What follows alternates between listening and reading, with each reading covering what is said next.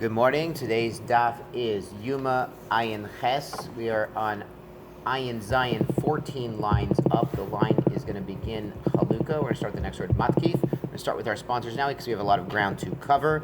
We have a Talmud Torah sponsored by Adam and Yudit Benzev in honor of their children, Jake Sarina and Rosie, and a week of learning sponsored by the Friends of the Pacinos to wish Mel and Judy a Mazel Tov and Seischem L'Shalom on their upcoming Aliyah. Although we are sad to see you go, we cannot be happier if you embark on the next stage of your life. Wonderful. So picking up again, Ayin Zayin Amud Beis, 14 lines up. The topic we were on was wading through a river or a body of water on Yom Kippur, and we said that was not a problem of washing, even up to the neck. If someone's wading through all this water, we brought sources that it was allowed, and they had a question, could I go through the river on Yom Kippur? And we said, go right ahead. So Maskiv la Rav Yosef has a problem with this. B'chol ki ay gavna mishari, are you even allowed on a weekday to wade through a water source up to one's neck? Rashi says this is sakana, wading through a river that's neck deep. Somebody could easily get in trouble that way. Haksiv, he says there's a pasuk in Yechezkel. This is where we left off yesterday. Yesterday we started with psukim in Yechezkel about the nebuch, the avodah zara, and the bowing to the sun, and the ma'aseh balpor, and the temple. That was in the beginning of Yechezkel. These psukim are near the end of Sefer Yechezkel, when the angels are showing Yechezkel a vision of the third Beis HaMikdash, and the famous water source issuing from the Kodesh Kodashim, from the Holy of Holies, that we're going to learn about right now. So Vayamed Elef Be'ama, so the angel measured 1,000 Amma outside of the city of Yerushalayim. V'yavreni b'mayim me afsaim, and he led me through the stream. This is the stream coming from the Kodesh Kodashim, and it was ankle deep. It was me afsaim. Mekan shemuter la'avor ad afsaim. You can cross a river that's ankle deep, no problem. V'yamed Elef, and the angel measured another 1,000 amma, ve'avreni b'mayim me'birkayim, and at that point it was me'birkayim, it was mayim up to the knees, mikan shemuter la'avor ad birkayim. So now we know it's mutter to cross a river that's knee deep. Vayamed elef, angel measured another 1,000 amot outside of Yerushalayim, ve'avreni me'motnayim, and it was water up to the waist, mikan shemuter la'avor ad matnayim. So now we know it's mutter to cross a river up to the waist, but mikan ve'elech, vayamed elef nachol, Nachol Asher Lo Kol Yavor. So another 1,000 amma on, it was mamish, it was a raging river. This water source from the Kodesh Kodashim is getting bigger and bigger and bigger, as we're going to see, and now he couldn't cross it anymore. Once it was past his waist deep, he couldn't cross it. This is Rav Yosef's kasha. You're telling me it's no problem on Yom Kippur to wade across a river or a body of water that's even up to the neck. It's not a problem of washing, he's just trying to cross the river. But listen, you can't even cross a river that's waist deep. It's dangerous. It's not possible to cross it in a safe manner. Amar Abaye, shiny nachal duradife. He says this nachal, this stream, this mighty river raging out of Yerushalayim from the third Beis HaMikdash, it's radife. It's fast. It's a fast-moving current. That kind of water, waist deep, you shouldn't be crossing. But if it's very calm water, even neck deep, you could cross it. It's not a problem of danger, and it's not a problem of washing on Yom Kippur. Obviously, the guy's not going into the river and then scrubbing himself and bringing a bar of soap. He's simply trying to get to the other side. We said yesterday he's going to guard his fruit. There's a possible hefsid meruba, or he's going to go to the shir, going to the drasha on Yom Kippur. And remember, Rav Yosef let them cross over the river and even let them go back. And he says, because if you don't let them go back, you're machshel them, they're not going to come in the first place. Remember, we said yesterday that's Rav Moshe's hetzer for the Chevrei Chatzola to go out to an emergency call and then go back to the station or back home on Shabbos. If you don't let them go, they're not going to be so zaris to go out on the emergency call. So we talked about that yesterday. So this is to go back over the river. So this water from Yerushalayim is different. Redife Mayim is more dangerous. So Yachol is talking about this river coming out of Yerushalayim from the third Beis HaMikdash. Maybe you could go swimming across it. Tam Lamar Ki Gau Mayim. The Mayim is now bigger. Mei Shachu. It's water that could be swum in. Mai Mei Shachu. Shiyuta, it's for swimming. She can coin the shiyata siyacha, because in Aramaic, shiyata, which is swimming, is siyacha. So it's water that you could swim in, but it was too dangerous a current. You couldn't lamaisa swim in it. Yachal yavrena beborni katana. Maybe you could go across in a small boat, a rowboat. Tamadamar valtelech bo ani shayit. You couldn't cross this river. Yechezkel's talking about this river coming out of Yerushalayim. Once it gets bigger and deeper than waist deep, it was such a current, such a raging water, you couldn't even cross in a boat. Maybe in a large boat. A great vessel, a sea adir, you couldn't cross. My mashma is the targum Rav Yosef. Rav Yosef brings the targum of these psukim. We understand we're talking about boats now. Lo tezel bo b'sfinat siyadin. You couldn't go in a little fishing boat.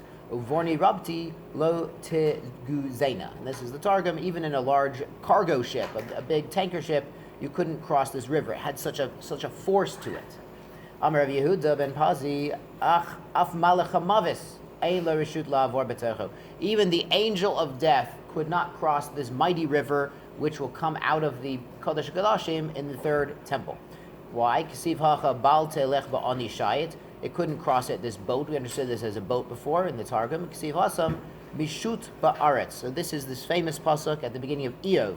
Vayomer Hashem el Satan ma'ayin tavo. Hey Satan, where are you coming from? Vayana Satan, that's Hashem. Vayomer mishut ba'aretz mitchalech ba. I've been, traveling the world. And mishut ba'aretz is like swimming around the world, boating around the world. So the Satan uses this word shut, and we say in ani shayit couldn't cross this river. So we see that the Malach HaMavat, who's the Satan, couldn't cross the river. It reminds us, yesterday we talked about the angels, Michael and Gabriel. We said maybe Michael should have protested when Hashem said, your nation. Michael soured, he should have said, my nation, he should have said, your nation. We said Gabriel did change his instruction a little bit. He was supposed to take a chafina of burning coals from the Kruvim and throw them on Yerushalayim to make it vulnerable to the Babylonians. And he had the Kruvim hand him the coals instead to cool them off like a klisheni. We discussed this in depth yesterday, but it's an interesting point always when you see that there's this tension where angels are supposed to be robots and they're supposed to just follow divine instructions, and we see that Gabriel changes the instructions just a little bit and gets punished with fiery lashes for it. You have to say maybe it was Hashem's intention all along that Gabriel changed the instruction, because the angels, unlike men, don't have free will. We're the ones with the free will. So it's an interesting tension there. Good. Okay. So Amar of Pinchas, we're 4 lines up from the bottom of Ayin Zayin Amar Beis. Amar of Pinchas, Mishum Rav Huna Tzipora, Mayan, Hayotzim Bebeit Kodesh Kodashim. This Mayan, it's a spring, a water source in the Kodesh Kodashim, in the third temple. Betchila domi the karne hagavim. It's tiny when it starts, like karne hagavim, the horns of grasshoppers, antenna of bugs, tiny. Kevan sheyela petach heichel. Once it gets to the opening of the heichel, so it starts in the Kodesh Kodashim and it moves through the heichel, through the building of the temple. It becomes a warp thread, which is the thinner thread on the loom. Kevan sheyela ulam. When it gets to the big doors of the ulam, remember the heichel is the narrow building in the back, which has all the kalim in it, and then the ulam is the antechamber. It's the wider building in front. So the temple resembles a crouching lion. It's wider in the front. So when it gets to the ulam door, nasei kechutsha arif, it's a woof thread, which is the thicker thread on the loom, but it's still very small. So now it goes out the temple building, and it's got to go around the mizbeach. There's actually machlok is exactly where the mizbeach is in front of the temple. So we say it's kind of in the middle and maybe a tiny bit south, so you could see straight over. So listen, Rabbi, when we're in the third temple, we're going to see this little stream coming out, and we're going to say, oh, I learned about this on Yoma Ayin Ches. I learned about this little stream. Everyone else is going to be confused. Yeah, listen, why is there a stream coming out of the base of Mikdash? Is the plumbing leaking? What's going on? And we're going to know all about it, because Baruch Hashem, we learned the Daf Yomi together. So it's going around the Mizbeach, and it's going out the temple. When it gets to the Shar Nikanor, the opening of the Azara, it's the opening of a small bottle in width. Haynu Ditzlan, Rabbi Eliezer ben Yaakov, Omer Mayim Mefochin, top of Ayin Ches, Mayim from a bottle, Atzidim Lehiot Yotzin Mitachat Miftan Abayit. So from the threshold of the base of Mikdash through Shar Nikanor is going to come this Mayim the size of a pach. Mikan ve'elech Hayim Mitgaber, and it gets bigger and deeper, this stream. Ve'ola, and it goes up. It doesn't go down, it goes up. So Harazetim, Ad Shemegia Lefetach Beit David, to the palace of Beit David. So apparently Mashiach is going to live on Har Zeitim. So this sounds good. It's going to be awesome. Kevan Shemegia Lepetach Beit David. Once it gets there, Nase Kenacho Shotif. Now it's like already a strong river, a strong current. Shabo Rachatzin Zavin Zavat Nidot Yoldot. That women who've had a child or been a zav or zava could go and use it as a mikvah. Shnamar Bayomahu Ye Makor Niftach LeBeit David Yoshve Yerushalayim Lachatat Nida. So there'll be a Makor opened for the house of David and to those who dwell in Yerushalayim for chatas and nida. They can use it for mechatas, they use it for tefillas nida. Makor is a word meaning spring, meaning source. It also can refer to a womb.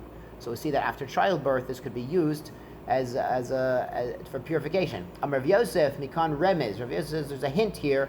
Lenida for a tevelis nida shetzricha leishev ad savara. So it should be up to her neck. As we said before, this water rose until it was neck deep. b'mayim. V'lei tilchas agavasi. The halacha is not like this. So what is the halacha like? That really a mikveh should be up to the belly button and a little bit more, so that a person could sort of sit into the mikveh. It doesn't have to be neck deep. That's nice if you get that deep. Not all people are the same height, but it has to be up to the belly button and a little bit more lemaisa. So it's interesting. This works for zavin and zavas. There's actually when you get into the mikveh, not when you get into the mikveh mamish. That's also good to get into the mikveh mamish. When you get to the sugya of mikvayos, and we're going to see this throughout Shas. We're going to learn Shas. We're going to see this a few times.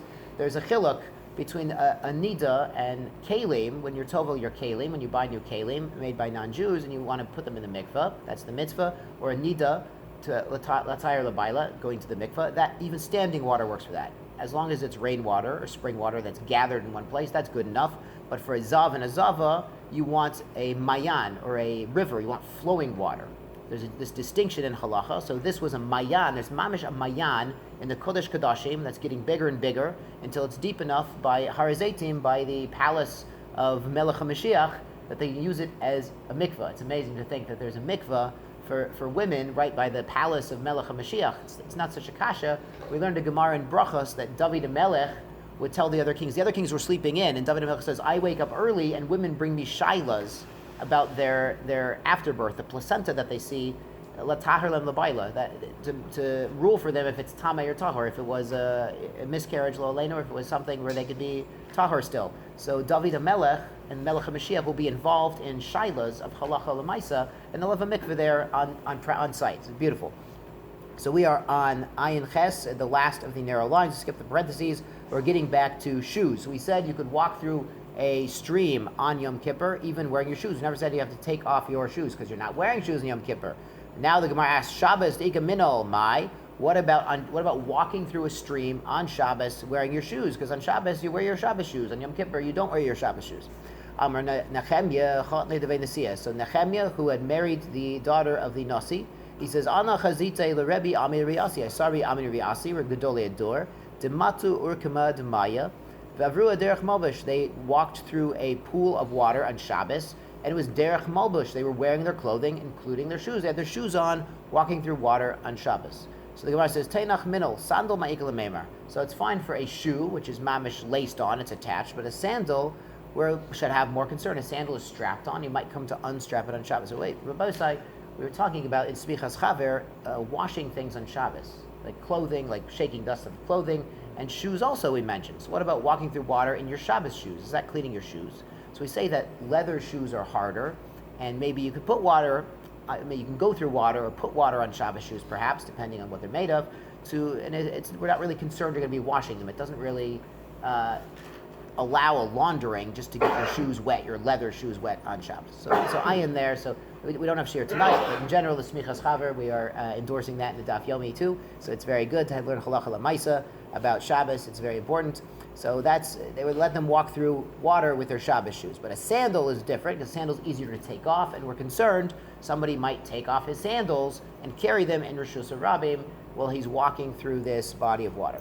Amar Rav Rechume, Ana chaziti l'Ravina, I saw Ravina, de avar derech malbash. He walked through water on Shabbos wearing his sandals. Ravashi Amar, sandal lechatchila lo. Ravashi says, sandals lechatchila, we don't let people walk through water. If it's really b'diavad, maybe lechatchila, we don't want them to. It's a gezerah, they might take off their sandals to get better traction walking through this body of water, and they're going to carry them in Rishus Rabim. It's a malacha of chutzah if there's no air, if it's a problem. Reish Galusa ekla lehagronya. So the Reish Galusa, who is the chief of the Golis, the Nasi of Chutz La'aretz, he went to Hagronya, Levei Rabbi Natan. He stayed with Rabbi Natan. Rafram Vekul Rabbanan, Atul Pirke, and he gave a shir, and Rafram and all the rabbis came. This is the source in Shas for scholar in residence, right here in Shas. They're scholar in residence. They even had 2,000 years ago. Ravina lo atav. Ravina did not come to the shir that the Reish Galusa, the scholar in residence, gave. Lamachar bayi Rafram lepuke the Ravina midai to the Reish Galusa. So Rafram wants to put the mind of the Reish Galusa at ease. He wants to find an explanation why Ravina didn't come, so it wouldn't be like an insult to the Reish Galusa. He wouldn't take it personally. Amrle, my tama lo asa mar lepirka. So he talks to Ravina in front of the Reish Galusa. Why didn't the master come to the shir? Amrle hava kaiv lekare. My foot was aching. So he says to him, Ibayilach lemesam misane. So you should have put a shoe on your foot to protect your foot. He says, Gaba to Korahava, it was on the top of my foot. So the top of the shoe would be rubbing on the wounds and make it even worse, so he didn't have the option to wear a shoe and walk to the shear. He says, he says, you should have strapped on a sandal and come to the shear. Amrle urkima demaya hava borcha. There's actually a big pool of water on the road that I would have to cross with a sandal. He says, he says, not a problem. You can wear your sandals walking through the water on Shabbos. He says, we're not concerned. Ravina says back, Amrle lo savar lamar, the hada amar Ravashi. You don't hold like Ravashi, who said, sandal lechatchila lo. He says, you shouldn't wear a sandal lechatchila. He says, I hold like Ravashi, so I didn't want to wear a sandal and then might be tempted to take it off on Shabbos and carry it in Rishus Harabim. Now, Rabosa, you remember from the 5 lines ago, Ravina did walk through a puddle on Shabbos with his sandals on. Someone saw him do it. So it seems that Maisa might have happened after. He might have sort of taken this Tochacha and said, listen, Lechatchila, I want to rely on Ravashi, but B'di'eved, to give kavod to the Nasi, maybe I should allow myself to wear a sandal and go through the water. So maybe next time, if there was a scholar in residence, Ravina did wear sandals and go through the water. Maybe that's what happened. Maybe there's 2 different Ravinas, people suggest, but it could be my suggestion too. Tana Yehuda bar Grogros. So Yehuda, the son of Grogros, Rabbi said there must be a story there. That is not a normal name, but Grogros, we're going to see, is a, it's like dates here. They're going to see this further on about the shirim of eating on Yom Kippur. So coming attractions for tomorrow. He says, Asur leishev al gabei tina b'Yom Kippur. Don't sit in the mud on Yom Kippur. Rabbi said, why would I want to sit in the mud on Yom Kippur? So Rashi says this is nice, wet mud, and he's cooling off, and it's oneg karov l'rachitza. There's a lashon of Rashi. It's an enjoyment that's kind of like washing. Okay, sitting in the mud. Listen, Rabbi, if it's a hot day, and it's nice, cool, wet mud, and it's not so muddy. It's nice and wet. It's beautiful. I mean, the chazirim are doing it. The pigs roll in the mud and cool off. So okay, I understand. Maybe it's a hot day. It's nice, wet mud, and so someone would be tempted. He says, don't be tempted to sit in the mud on Yom Kippur. Amar Rabbi Yeshua ben Levi, Vatina mitzpacha. We're talking about wet mud. That's the problem. Wet mud is like washing. Amar Bai, uv tofeach al manat lehatfiach. It's moist enough to moisten something else. We understand, Rabbi say, there are madregot in wetness. There are things that you touch them and they feel damp to the touch. When you take your hand away, there's no moisture on your hand. So that would be not a problem. That's moist. That item is moist, but doesn't make something else moist. So Bai says the problem is items that are tofeach, that are moist, and they can make your hand moist as well. When you take your skin off, you'll see liquid on your hand. Amar Rav Yehuda, mutar litztanim bepeirot. You can cool off with peirot, with grains or fruits. Rav Yehuda mitzanen bekra. He used a gourd to cool off. So he took his watermelon or his gourd and he put it on his skin and it cooled him down. Because normally, it's not Yom Kippur, you could take water, put water on the back of your neck, on your arms, and it's beautiful to cool off with. But you can't do that in Yom Kippur, so he used gourds. Rabba mitztanen biyanuka. Rabba would use children to cool off with it. The children were cool, you sit next to them, and this is why we say he was chilling with the guys. They were chilling together. That's the origin of that phrase, is right here in Shas. Everything is in Shas if you know how to look. Everything. Rava mitzdanen because of the kaspa. So Rava used a silver goblet, nice cold silver, to cool off on Yom Kippur. It wasn't drinking, it's just cooling off. Amar of Papa, kasa de kaspa, male aser. If it's full of water or anything else, you can't use it to cool off. Chaser shari. If it's not full, it's allowed. De fachra, if it's a clay goblet, idi ve'idi aser mishum de mishchol shachil. Both full and empty are not allowed because the water is going to ooze through the clay and ooze out. You're going to get water on yourself, and we're trying to avoid that. That's why we're using other objects and not water to cool off, because we don't want water on your skin. Rav Ashi should be the Gersa. Amar Kasa de Kaspa Chaser Nami Aser. Even if your silver goblet is half full, Aser to use it to cool down on Yom Kippur Mishum de Mizdoriv. It's going to tip, it's going to spill out, it's going to get on you. We don't want water on you. You can use empty kalim, but not kalim with liquid. So the glass is not even half full on Yom Kippur. The glass is empty, but you can use it on your forehead. You can chill with the guys. You can chill with the gourds. You can chill with the cups as long as they're empty. Zeri bar Chama ush pizchainan Rabbi Ami, Rabbi Asi, Rabbi Yeshua ben Levi. So Zairi bar Chama went as a guest to all these rabbis. The Chulu Rabbanan, the Kesari, and all the rabbis of Kesari showed up. Hava Amar Le, the Rav Yosef, Bered the Rabbi Yeshua ben Levi, and who was there? Rav Yosef, the son of Yeshua ben Levi, and he told him, Bar Aryeh, you're the son of a lion. So he said he was familiar with Rabbi Yeshua ben Levi, and he was a big tzaddik, and he says, Bar Aryeh, you son of a lion, Ta'im alach milsa ma'alisa tahava avid avuch. I'm going to tell you a great thing that your father did, that Rabbi Yeshua ben Levi did. Rabbi say, this is an amazing thing. If you can tell a son, a younger generation, something great, some chassidus that his father did, it's a wonderful thing. He'll have a pride of his mishpacha, he'll have pride of his yichus. And vice versa. If you tell a father that his child is learning so stark, his child, davens so well from the Amud, it's hinei matov manayim to make, we actually say, by Eliyahu Hanavi, what will Eliyahu Hanavi do? He will come and he will return the hearts of the fathers to the sons and the hearts of the sons to the fathers. That's this Gemara. He's telling the son something amazing his father did, something gishmak that he did.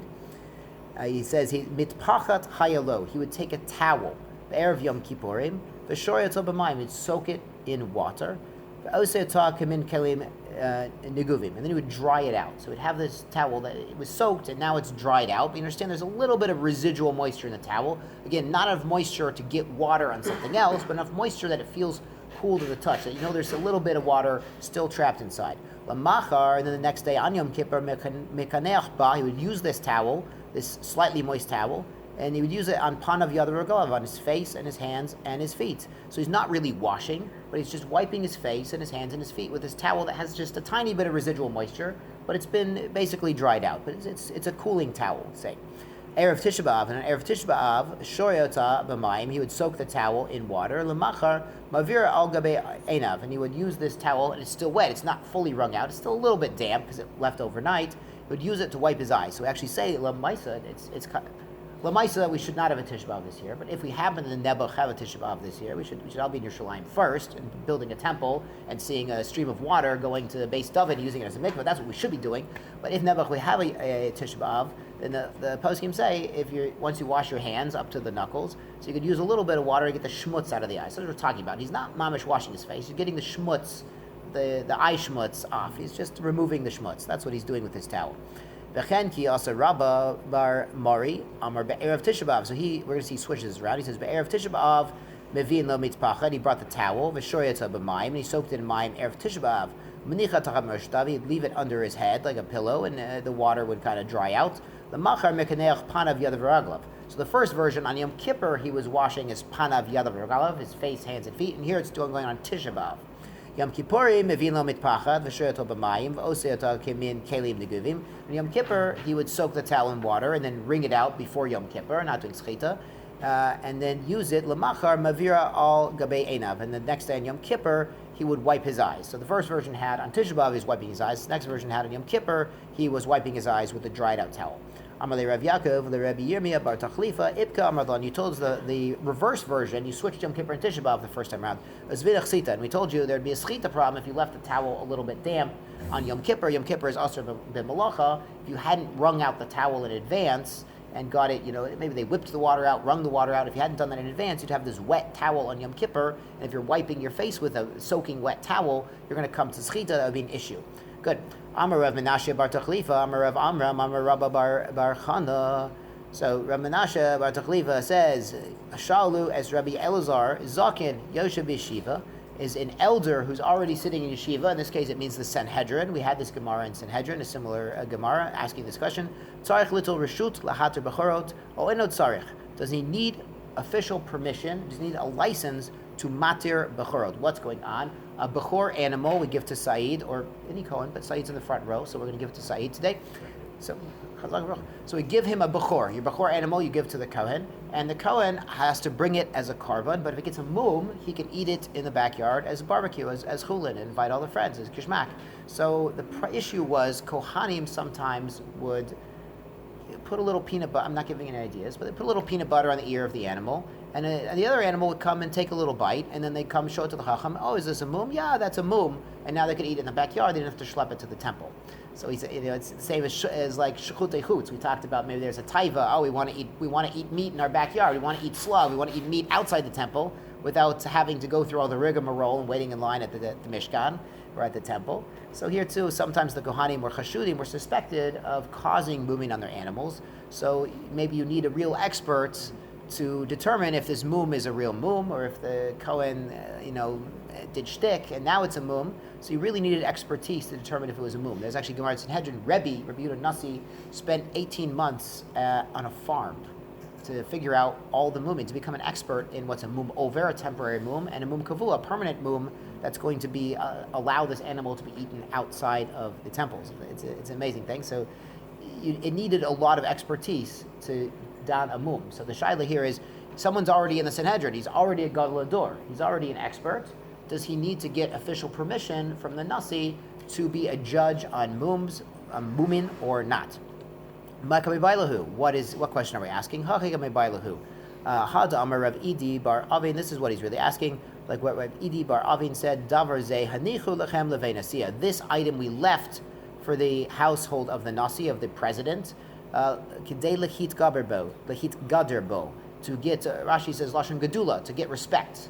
Like you have to get official permission to rule, to judge, to give a psak halacha on mumin. You have to go to the nasi and get permission. It gives kavod to the nasi, that even the gedolei hador are going to the nasi to get official permission to do this kind of halacha. Tzarich little reshut odilma kevan dezakin yeshev yeshiva. Maybe he's already gadol hador. He's already worthy of the Sanhedrin. And tzarich, maybe he doesn't need. Maybe he didn't leave this over to the nasi to become great with, to give kavod to the nasi. Amar Rav Tzadok ben Chalukah al Raglav. So Rav Tzadok stood up on his feet. Amar Ani Reiti, he says, I saw myself at Rabbi Yossi ben Zimra. Rabbi Yossi ben Zimra, Shezakin Yeshev Yeshiva Haya. He was a member of the Sanhedrin. He was a gadol hador. Amid b'mala mizikno, and he stood up on the step mizikno shozeh, from the grandfather of this nasi. So the two nasis ago, the grandfather of the current nasi gave permission to Rabbi Yossi ben Zimra, who was a member of the Sanhedrin, natal reshut hatir bechorot, and he got reshut, he got official license to matir bechorot, to allow them to eat a bechor outside the temple. Amar le Rabbi Abba lo ka chaya ma'aser. Rabbi says, I was there. That's not what happened. Ka chaya ma'aser. Rabbi Yossi ben Zimra Kohen haya. He was a Kohen. V'hachi kami baile, and this is what he was asking. He was asking halacha Rabbi Meir. Is the halacha by a Kohen ruling on mum of a bechor like Rabbi Meir? What did Rabbi Meir say? To Amar chashud b'davar, someone who's chashud, and the Kohanim were suspected of putting peanut butter on the ear and shtick like this. Lo danu v'lo me'idu. And Rabbi Meir says a Kohen who's suspected about maybe doing shtick on a bechor should not be a judge or a witness about the mum on a bechor. Maybe the halacha is like Rabbi Shimon Gamliel, who argues with Rabbi Meir, de Amar ne'emanhu, he would be believed al shel chaveru, but a different Kohen's animal. Ve'eno ne'eman al atmo, but he's not believed to be a judge or witness on his own animal. Rabbi Shimon Gamliel says we don't suspect the Kohanim of colluding together to say, listen, I'll matir your bechor, and you'll say that my bechor got a memela, and then we can all have a big barbecue together. So he says they're not hushed on this. Upashat le, they answered the question to Rabbi Yossi ben Zimra, Allah Rabbi Shimon and Gamliel, the Allah Rabbi Shimon and Gamliel, that a Kohen could rule on the bechor of a different Kohen, but not on his own. But we see he wasn't getting official permission. He didn't need to apply for a license to be matir bechor. He just needed to clarify what the halacha is like, so he could rule on a different Kohen's bechor. The two kami ba'elahu, and he also asked, and that's why this Gemara is here, about saying ma'ulet says besandal shel sha'am. What about walking out with a sandal made of sha'am, of reeds, b'yoma kippurim? So this was their ancient equivalent of Crocs. They had these little reed slippers, so basically a slipper, and it was made of sha'am. It was sort of a flimsy material. Can we use it on Yom Kippur? Amar Rabbi Yitzchak bar Nachami al Roglav, and Rabbi Yitzchak stood up and he said, Amar, and he said, Ani ra'iti at Rabbi Yeshua ben Levi. I saw Rabbi Yeshua ben Levi, the great one, the Aryeh we saw. He said, Sheyatza b'sandal shel sham b'Yom Kippur. He went out. He was wearing a sham, his reed croc, his reed slipper on Yom Kippur. Aminalei, and I asked him, "Batani tzibur mai? What about on different tinit? Can you wear such a shoe as well?" And what you have to know is, we wore shoes yesterday. It was tani tzibur. We're talking about tani tzibur for rain. If there was no rain, then we're going to learn in Tanit, actually, coming attractions. We're going to learn in Tanit, when there was no rain for a while, you started a series of public fasts, and including these fasts where they were metane, they would take off their shoes. There's this famous Gemara that Rav Yehuda would take out, when the rain wouldn't fall, Rav Yehuda would take off his shoes, and rain would fall. And this is Rav and Abaye are complaining. So it's Rav and Abaye are saying, all Rabbi Yehuda had to do was take off his shoes and rain would fall. And he only learned Seder Nezikin. He only learned was Nezikin. Our yeshiva learns everything. We learn Al Shas, and we're crying and davening, and we don't get rain yet. So we see that they would take off their shoes for a tiny tzibur for rain. He says, what about a tiny tzibur? Because you wear these sandals of Sham, these reed slippers. Amar le lo shna. He says, no different, even for this tinies for rain, when they were davening and fasting for rain, they could also wear these slippers. Amar Rabbi Bar Chana, Ani Reite at Rabbi Elazar de min Ninveh. I saw Rabbi Elazar from Ninveh. This is the famous Ninveh. Who went to Ninveh, Rabbi Elazar? Yeah, Yona. Yona Matzah B'Manoach. But he went to Ninveh as the prophet for Ninveh. And amazingly enough, he had a prophecy Ninveh would be destroyed. And what happened? Was Ninveh destroyed? No, they did tshuva. Tshuva saves. Tshuva works. It works. Baruch Hashem. So he saw Rabbi Elazar from Ninveh. Sheyatzu b'sandal shosham. He was wearing this sandal shosham, b'tani tzibur, on a public fast day where they're fasting and davening for rain. Aminale, and I asked him, Yom Kippur Mai, can I wear such a thing on Yom Kippur? Amarle Loshna. It's also allowed on Yom Kippur. It's not considered a real shoe. Rav Yehuda Nachfik Bed Hitni. He went out with this other sort of Hitni slipper, with this sort of flimsy slipper. By Nafik Bidahutza. He went out with this like woven reed slipper. Rav Nafik Bidivli. It should be Bidikle, a slipper made of palm, a sort of a palm branch kind of shoe. It's not really a shoe. It's sort of a slipper, a crock. Rabba bar Rav Huna, Korich Sudra Akare Vinafik. So Rabba bar Rav Huna, he would wrap handkerchief around his feet. It means two handkerchiefs. He had 2 feet with both sides, and he would go out with handkerchiefs on his feet. It's like a little protection for your feet without being a shoe or a sandal, not falling under that halachic category. Masiv Rami Barchama Hakiteya. So they have a problem. Can he really go out wearing such this reed slipper? But a kiteya, Nebuch, an amputee. So Nebuch, he had diabetes or an injury or something, and they had to amputate a foot. So Yotze bekav shelo. He can go out with his kav. His kav is his wooden prosthetic foot. We learned about this in Maseches Shabbos. If this is an issue on Shabbos for him to wear his foot, which is also functioning now like a shoe. So we're assuming maybe it's usher like a shoe on Yom Kippur. David Rabbi Meir. Rabbi Meir says he can go out on Shabbos with his kav, with his wooden prosthetic foot. Rabbi Yosei says no. The Tanei Allah Shavin. Let's say Yom Kippur. They agree, so both sources agree that on Yom Kippur he can't wear his kav, his wooden foot shoe prosthetic. Amar Abaye, Chasam de Ispe Ketitin. Abaye says that's only asr on Yom Kippur when it has ketitin, it has padding in it.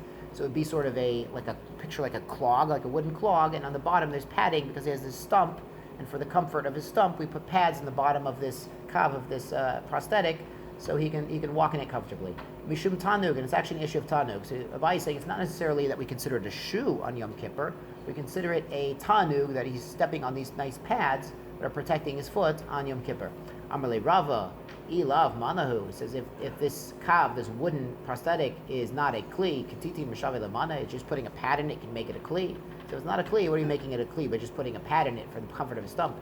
Ve'od, and also kol tanug delav minol who be Yom Kippur mi asar. So you're telling me the problem is not. So you're telling me the problem is not that it's a shoe, but the problem is there's a pad in this prosthetic and it's giving him comfort. Is really comfort that's not a shoe asar. Ha Rabba bar Rav Huna ha karich sudra kari v'nafik. So we see that our sages would wear a reed slipper, and we see one of our sages would wrap a handkerchief around his feet and go out, and that's for comfort. It's not a real shoe, but he's putting something on his feet in Yom Kippur, we should comfort. So too, this kiteya, the amputee, lo aleinu, he's using these pads for comfort. So the issue, if you're telling me it's not a shoe, there shouldn't be any issue at all with it. If it's not a shoe, it's not usher, because the pads also wouldn't be usher. It's not really a tanug that's usher. V'od midakarai seifa, in the seifa, yeshlo beit kibul kititin tame. We learned the seifa, the Mishnah, in Shabbos. Remember back to Shabbos. If there's a beit kibul, a receptacle inside of this prosthetic to keep the pads in, then it can become tameh. If the man using it is tameh, then it too can become tameh because his stump is inside of this where the pad is. Miklal dereisha love but the islay katitin askina. So that implies in the reisha there's no padding in this shoe, and there's still a machlokis Rabbi Meir and the Chachamim if he could wear this shoe on Shabbos, but they agree that it's asr on Yom Kippur. So it's asr that this wooden clog prosthetic is like a shoe. They agree it's like a shoe. This wooden kav is considered a shoe on Yom Kippur, even though it's not leather. But with Shabbos and on Shabbos, and here's their machlokes. So one opinion says this wooden prosthetic, it might fall off his stump, and he's going to come carry it in Rosh Hashanah on Shabbos, and that's why he shouldn't be allowed to carry it, because he's going to come Asi Lasuye Dalet Amos. Remember, Dalet Amos is the shear of Hotzah, of carrying something in a public domain on Shabbos. So if he doesn't have an Eruv, and we don't want him to wear this thing on Shabbos because it could easily fall off, and then he's going to come to carry his kav, his wooden prosthetic, on Shabbos. And Marsav, our logo is written, everyone says we're not concerned it's going to fall off. The mayor says we're not so worried, we're not choshed here that he's going to fall off and carry it. So we see that, but perhaps according to Rava, this wooden shoe is considered a shoe on Yom Kippur. So it's a discussion in the postgame if dafka it's leather shoes, or if it's also wooden shoes, that clogs might also be asr on Yom Kippur. So it's better to stick to your slippers made of reeds, or nowadays the Crocs. Everyone agrees they're not considered a shoe. They're not wood, they're not leather, they're not really made as a gishmaka shoe. Because there's another opinion But the post game, even something that provides good protection and support might also be considered a shoe, even if it's not leather or wood. So we don't poskin like that. But if it's a flimsy thing, these things most people wear, it's not an issue at all. As we saw, they're wearing slippers made of reeds. Tana Rabbanan Tinoket, the young children, mutarin bekulan, they're mutter to engage in all the activities that are usher for adults. Remember the Mishnah listed, there's achila, there's shtia, there's ne'ilas sandal, there's rachita, sicha, tashmish shemita. So the children are not usher in these chuds, menilat sandal, but you can't put sandals on the children. This means the real shoes, like leather sandals, leather shoes, real shoes. Of course, they can wear the Crocs.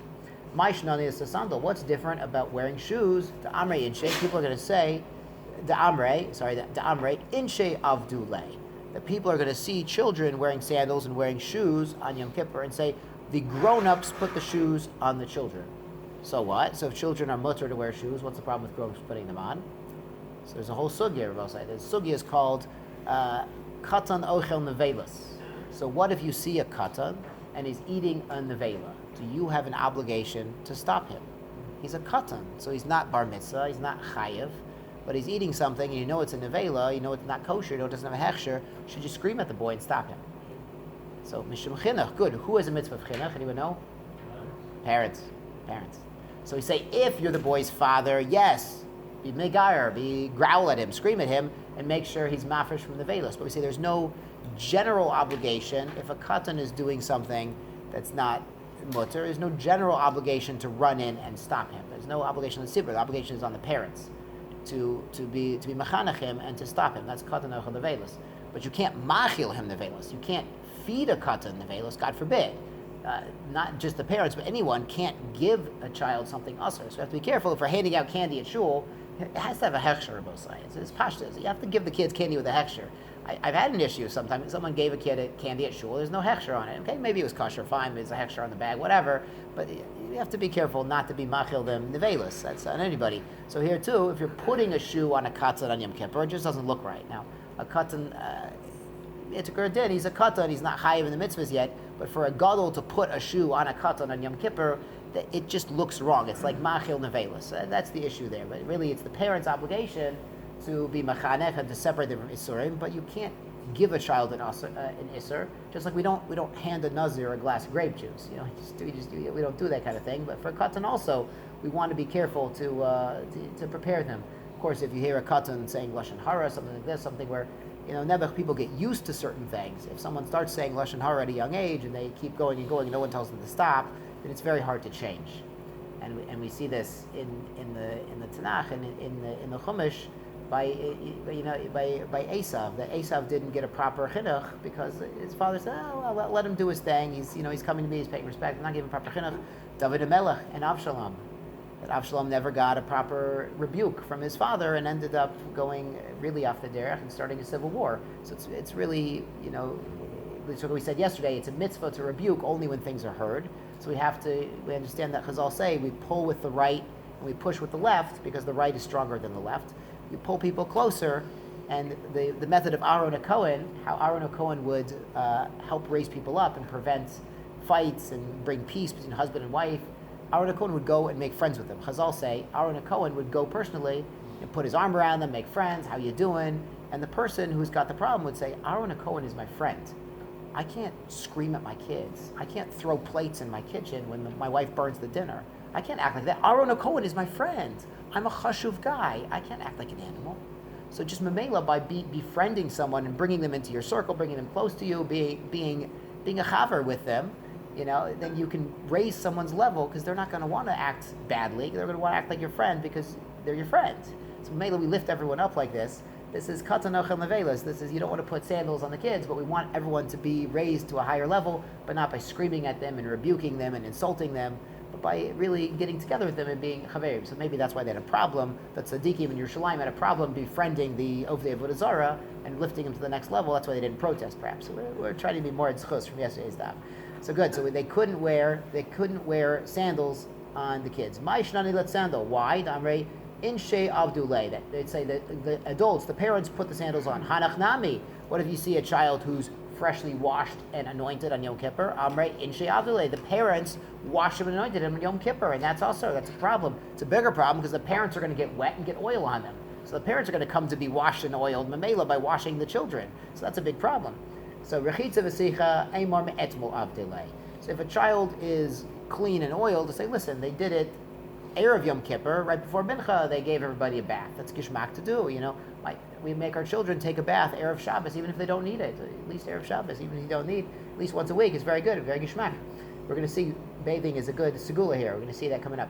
Sandal nami, edmol avdile. So maybe they put the sandals on yesterday. Sandal lo afshar edmol avdile. You can't have a sandal from yesterday. You can't have a shoe on yesterday today. No one's going to think if they see a kid wearing sandals, wearing shoes on Yom Kippur, that they put the shoes on yesterday. Avdile, the Amar Shmuel, Haiman Devai Lemitam Time Dimitzuta. You know what death is like? We're both saying, what is death like? Lasayim Mane Veligne. Put on your shoes and go to bed. That's like death. Okay, I don't know how much like death that's like, but Shmuel was a doctor, and apparently there's a medical problem or a psychological problem of putting on your shoes and going to bed. It's going to cause issues. It's going to be a little bit shtickle like death. Even sleeping itself is 1/60 of death, but sleeping with shoes on is even worse. So no one's going to put shoes on their kid and send them to bed, and then they'll wake up the next day with their shoes on. No one does that. Please do not try this at home. Shmuel's a doctor. He knows what he's talking about. But you're telling me a child could in theory wear shoes. He's a child. So these things, a child could not wear sandals at all. So a child should not wear shoes at all on Yom Kippur. So he says these things that are the law of Rabbi Saihu, that are not for the growth and development of the child. Gazru Rabbanan, that's where there's a gezerah. Hanak Rabbi Saihu who lo Gazru Rabbanan. So these things that are not absolutely necessary, there's no gezerah. So the sandals, it's really an issue of Marasayan. They're going to say the grown-ups put them on, but they're not really necessary for a child's growth and development. That Abaye, Amrli Am, Abaye was an orphan. So when he says Amrli Am, it's not his mother, it's his nurse who raised him. Revise diyanuka, for the normal growth and development of a young baby, needs Maya Chamime, he needs a hot bath. Umishcha, it needs to be oiled. So babies need to be bathed and oiled. That's why they make baby oil or bosai. Godel porta, once he gets a little bigger and he eats solid food already, Biata bekukta, you feed him the egg in the kutach. Remember what's kutach? It's a dip. It's the moldy bread and the spoiled milk and the salt. It's delicious. At least the egg is healthy. There's a Gemara in Brachas that says eggs and meat are very healthy. So I hold by that. It's a Gishmaka Gemara. So at least give him the eggs and the kutach once he can have solid food. Gadol porta, when he gets a little bigger already, he's walking around, he's doing things, exploring the world. Tavore mane, he's going to break kalim. Okay? Kiha de Rabba Zovin le Mane Gizize de Fachra. That Rabba, the great Rabba, he would buy cracked clay vessels for his child, Livnei, for his son, Umitvarile, and he would break them. It's amazing. He would buy cracked things, cheap things for his son, with the knowledge the kid is going to break them. This is the Makor and Shas. Boys will be boys. Boys will be boys. Things will break. If you buy expensive toys and kalim for your children, that's your own loss. Because boys will be boys. It's right here in the Gemara. Tavoy mane. Boys will break stuff. So you have to have the expectation as a parent and not get angry. Again, don't get angry with the kids. Pull them closer. Show them love. They're going to break stuff. It's right here in Shas. That's how it goes. Boys will be boys. Hamelech ve'kala, next section of the Gemara, the king and the newlywed bride, yirchatzu et pedechem, they're allowed to wash their face. Remember, that was Rabbi Eliezer's opinion. Masnisin, Mani, it's Rabbi Chananya ben Tradion. The Mishnah follows the statement of Rabbi Chananya ben Tradion, even though we're citing Rabbi Eliezer in the Mishnah. He, Detanya, there's a brisa, Hamelech ve'kala lo yirchatzu et pedechem. So the rabbis had said the king and the kala cannot wash their face. Rabbi Chananya ben Tradion Omer Mishum Rabbi Eliezer. So he's saying in the name of Rabbi Eliezer, Hamelech ve'kala yirchatzu et pedechem. They can wash their face on Yom Kippur. Remember, just wiping the eyes with a towel was not a problem. Even if the towel has a little residual moisture, it's not wet to make something else wet, but a little residual moisture to wipe the eyes was definitely okay. But here, we're talking about washing the whole face, mamash, washing your face. And this aligns with the Rambam and the Reinu Tam that we brought, that only Achila and Shtia and Malacha are also deraisa on Yom Kippur, but the other Inuyim are an Esmachta, they're a Derabana. Now we found sources in Scripture defining all these Inuyim of the Tashmish and the oiling and the washing and all of these things. We found sources for it, but it seems like according to the Rambam and the Rabbeinu Tam at least, it's an Esmachta, it's Derabanan, and that's why, since it's Derabanan, the rabbis allowed, at least Rabbi Eliezer allowed, to the king and the Kola to wash up good. Ve'achaya, and the chaya here, sometimes it means the midwife, but here it means the woman who just gave birth. Lo tinol es a sandal. She can't wear a sandal. Rabbi Chanani ben Tradion and Rabbi Shimon Eliezer, chaya tinol es a sandal. She can wear shoes. We're going to see why in just a minute. My time, melech. Why can the melech wash his face? Mishum dichsiv, melech b'yofyov techazena einecha. Your eyes should see a king in his glory. And we know from brachas, a little chazar of brachas, when we see the Jewish king, we make a bracha that Hashem was mechalek his kavod to basar v'dam. Hashem gave kavod to human beings because the kavod of a melech is ke'ein. It reminds us of the kavod of HaKadosh Baruch Hu. So to go see a Jewish king to make a bracha is a wonderful thing. So the king should always look good. The king should always has to look presentable. And even there's a Gemara, and I can't remember where the Gemara is, but Hillel would wash his face every day, and they said, why would you do that? He says, to give kavod. My face is like the image of Hashem. It's Ke'en, the image of Hashem. We say we're made in God's image. So I want to look presentable so people will see me, and people are looking up to me. I want to look presentable as a kavod for Hashem, who created me. Not for my own kavod, but for the kavod of Hashem. So here too, the melech is Ke'en, the kavod of Hashem, and we want to go and take a bracha on the king, and he has to look right. Ask the Shaila, should you go and find a dictator to make a bracha? Because there's another bracha in bracha. I can't remember the exact girsa because I've never had to make the bracha. It's a machlokis if you can make the bracha on the president. So some people, when they see the president, depending on their political affiliation, they might make the bracha without shema malchus, that Hashem has given some kavod to basar v'dam. But to go and find like a mamish, like a dictator, like the king of Saudi Arabia or something like this, or like mamish, like a Putin or something, like a dictator with absolute power, you can make a bracha on that Hashem has given him power. Maybe it's not so pasha to go and seek out a dictator just to make a bracha, a little shtickle sakana. But people on the president, they'll make a bracha without shem malchus, depending on how they vote. So Baruch Hashem, that's a whole sugya. But the melech has to look good. He has to look presentable. So kala, my tama, why does the kala have to wash her face? She should, and she's allowed, but she should wash her face in Yom Kippur. They should tisgana obaila. She will not be repulsive to her husband. They're both sides. They're newlyweds. It's an amazing statement. They just got married, and she should wash her face. She doesn't be repulsive. Malaman Hashem, they just got married. She's going to be repulsive to her husband. So I think, this is my speculation. So listen, while they were dating, she was wearing makeup. And if they were Chasidisha, he only saw her once or twice. If they were Chasidisha, so they, Chasidisha dating. But she was always wearing makeup. She had her hair done. And now they just got married a few days before Yom Kippur.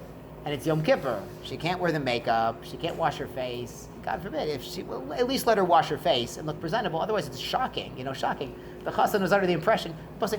Makeup is a multi-billion-dollar business for good reason. Shlo tiskane el baila.